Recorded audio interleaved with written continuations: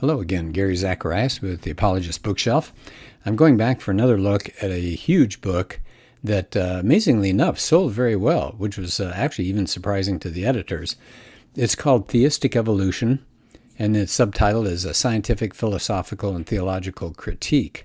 So they're taking on just one way of looking at Genesis, and it's split into those three areas: scientific refutation of theistic evolution, philosophical refutation, and finally theological refutation. So I guess we need to start just to kind of refresh what we're talking about here, and that is to take a look at what theistic evolution is. And so basically, the people who buy into it are Christians, but they are also buying into Darwinism. So they think that there is a sufficient power in an undirected mechanism that uses mutation and natural selection as a way to explain how new forms of life came about.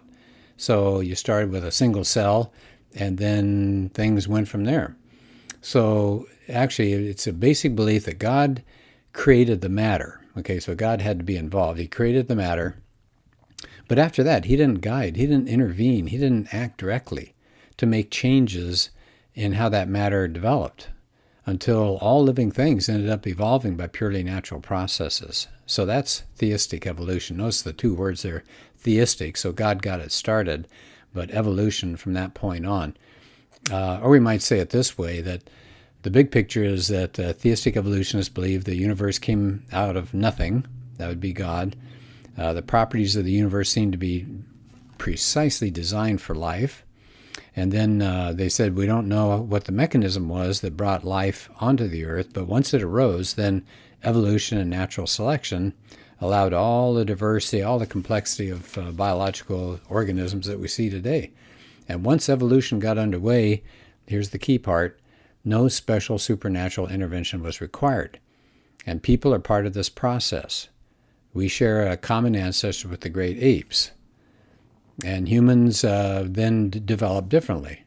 So they say that God created matter, but he didn't create living creatures. And then the thing that's I'm going to focus on for this podcast is this idea of, was there a real Adam and Eve? Did they really exist? But even if they say, well, there was a historical Adam and Eve, theistic evolutionists don't think that they were the first human beings or that the whole human race descended from them. They claim that if you look at genetic studies, there may have been something like 10,000 people, and out of those, God selected two, Adam and Eve. And so they propose that God selected one man and one woman from the thousands that were already there, and then called the man Adam and called the woman Eve. So that's kind of their background. Okay, so let's go ahead then. I want to go to actually toward the end of the book here, and it's a chapter, give me a second, 879. Okay, here we go. It's a section that's chapter 29, titled Theistic Evolution is Incompatible with the Teachings of the New Testament. So we're not going to look at the science now, we're looking at the theology. So what they're talking about here is the difference between what the theistic evolutionists say about Genesis, which is that it's probably mythic, it's probably fabricated, it's kind of a fantasy look at the start of things. But this chapter is going to say, no, the New Testament writers thought that all of Genesis, the first 11 chapters, were fully historical, and that Adam was a real being and he was the first being. So what this writer does for this chapter is he goes through references, just tons of references. I'm only going to do a few of them, but references in the New Testament where Adam and Eve show up.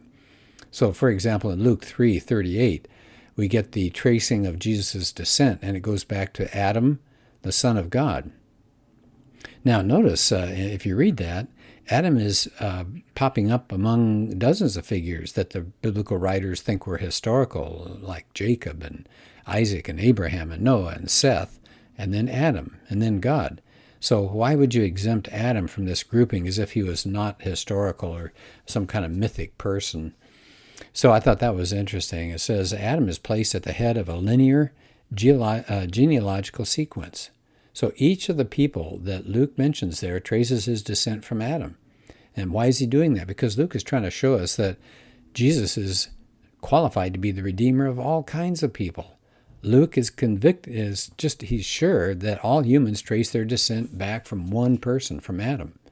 Now, think about this. If theistic evolution is correct, there were 10,000 individuals. Adam and Eve were picked out of the rest of them. But you have another 9,000 plus that are repopulating the earth as well. I should say populating the earth. So then some people can trace their lineage back to those others, not to Adam and Eve. Do you see the problem there? The Bible seems to indicate, if you take it historically, seems to indicate Adam and Eve were the only and the first two people. And we can all trace ourselves back to Adam and Eve. But if they were just a couple out of 10,000, then the others have descendants as well. Okay, here's another verse that they use in this chapter, Acts 17:26. So here's another reference in Luke's writings. And he made from one man every nation of mankind to live on all the face of the earth, having determined allotted periods and the boundaries of their dwelling place. So now notice Adam is not named there in Acts. This is that famous speech of Paul at the Areopagus in Athens. But Paul knows, he knows what he's talking about. It's talking about Adam. So he says that it's a universal descent of humanity from a single man. It says God made from one man every nation. So there's no exception there. We can look at Romans 5, verses 12 to 21. Just as sin came into this world through one man, and death through sin, and so death spread to all men because all sinned, etc., etc. So Paul makes a huge comparison between Adam and Jesus. Adam is the first man, Jesus is the second man. We'll come back to that verse later because the author goes into more details about that. And then there's 1 Corinthians 11, 8 and 9. Man was not made from woman, but woman from man. Neither was man created for woman, but woman from man. So again, Paul doesn't mention their names, Adam and Eve, but they summarize the biblical account of creation. It's the idea that Eve came from Adam. So Paul regards Adam and Eve as historical people. And he understands Eve was specially created by God from Adam. Here's another section of Scripture in the New Testament, 1 Corinthians 15, 20 to 22, and 44 to 49. It's talking about the resurrection there, but it talks about Adam and Christ again. And we're going to come back to that one as well. 2 Corinthians 11:3, the serpent deceived Eve. Well, that's interesting. So it sounds like Paul regards this as a historical account. Satan is a historical personage, and so is Eve.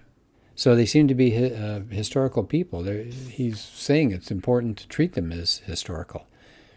1 Timothy 2, 11 to 14. Let a woman learn quietly, etc., etc., for Adam was formed first, then Eve.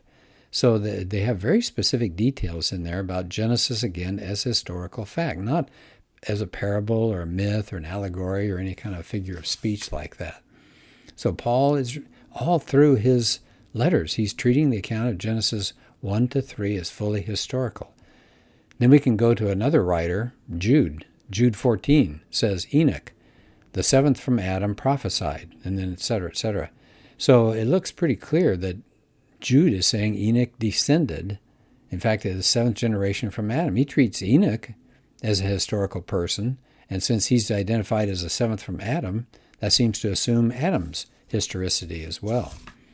So let's go on here. I'm going to go quickly over. If you care, you can look up some of these other references. I'm just going to, because of time, I'm going to go past them. But other texts about Genesis 1 to 11 that are in the New Testament: Matthew 1:1, Matthew 19:4 to 6, Matthew 23:35, Luke 11:51, Matthew 24:37 to 38, Luke 17:26 to 27. Now there's Romans, and there's Hebrews, and there's a couple more Hebrews, and 1 Peter, 2 Peter, 1 John, Jude. Good heavens. So many references to Adam and Eve, and they're all reinforcing the idea that they were real historical people. So as kind of a summary of this, the New Testament writers affirm Adam and Eve. The author here says it's an unswerving, uncompromising commitment to the full historicity of the events of Genesis 1 to 11. Then he goes into more detail about 1 Corinthians 15, where Paul talks about the resurrection. And it says the parallel that Paul is establishing between Adam and Christ shows that they're not just representative figures, they're not symbolic, but they're representative people. They're representative people. I think that's hugely important. Okay, let me continue here. Oh, I like this part here. It says, the way Paul discusses Adam, it precludes any human ancestry that doesn't go back to Adam as the first man. He's not the 10,000th man on earth, as the theistic evolutionists might say. He is the first man. So, at least for Paul, when he speaks about Adam, he's not talking about Adam as just one historical man among 10,000. Adam is the ancestor of every human being. Okay, so I'm going to move along here because there's so much material here. Let me go toward the end of the chapter, and I think this is really useful. There's a conclusion here.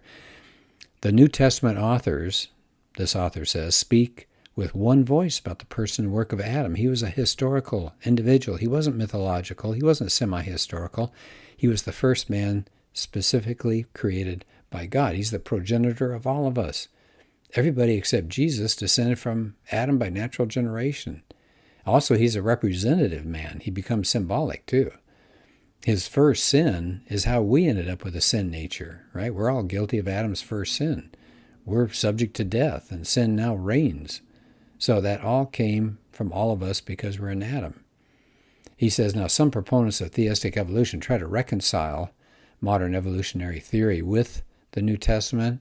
But he said what they try to say is, well, Adam is a human being, but he was chosen from among all the other human beings. But that doesn't work very well. Over and over, the theistic evolutionist refuses to affirm that biology, right, the biological descent of all human beings from ancestors, they refuse to accept that. They refuse to say that the sin of Adam brought about sin and brought evil into the human race. Also, the proponents of these theistic evolutionary theories aren't dealing with the whole idea of sin and death. And it says we're left wondering how and why did a person become a sinner? And it says it's pretty vague, pretty fuzzy in the theistic evolution world. Well, I'll leave at that point, but I hope you can understand what's going on here. This rejection of the history of the first part of Genesis gets things pretty shaky. And there are other wonderful chapters I'll get into another time that talk about the scientific reasons why theistic evolution doesn't work particularly well. But it comes down to this. This chapter focused on the fact that the New Testament writings can't be accommodated to theistic evolution unless you really twist it and you transform it in a huge way. So I hope you think about this book. It's powerful. It's big. It's kind of daunting. I mean, it's a little scary because it's so big. But you can skip around in it and just enjoy certain chapters if you want. Well, thanks for listening, and let's do this again soon. Have a good rest of your day.